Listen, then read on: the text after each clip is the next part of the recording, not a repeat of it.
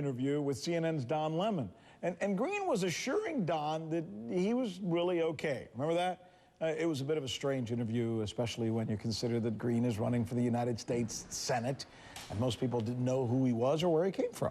Greene, you may remember, came from literally out of nowhere to win, though, the Democratic primary in the state of South Carolina. 6 weeks later, yesterday, Greene made his first public address, his first campaign speech. Here he is. Let's all watch this together. It's worth watching. Here he is, Alvin Greene, Democratic nominee for the U.S. Senate, speaking in his hometown of Manning, South Carolina. Good afternoon to everyone. Okay. I'm the best candidate in the United States Senate race here in South Carolina.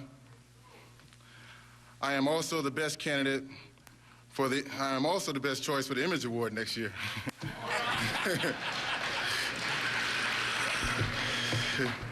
Okay, my campaign is about getting South Carolina and America back to work and moving South Carolina and America forward. We see record high cuts in education spending, even though South Carolina is ranked 49th in education. South Carolina ranks 49th in standardized test scores,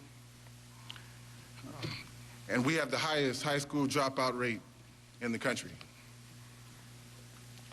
We spend more than 2 times of our tax-paying dollar on inmates than students. Let's pick up with some of the projects that were put on hold after 9/11, such as improving transportation and infrastructure in South Carolina and America.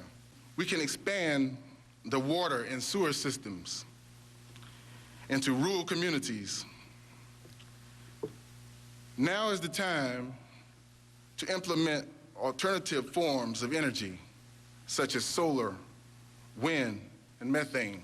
I know this guy that some folks got into trouble. This guy happened to be a person of color. This was in the 5th Judicial Circuit. Anyhow, this guy met the criteria for pretrial intervention, but was denied. This same guy's trial was scheduled for last week, but was put off. Anyway, moving on. Let's get South Carolina and America back to work. You kind of get to the point where you start to feel for him, huh? So if you were in that room and you were asked what you thought of the speech, what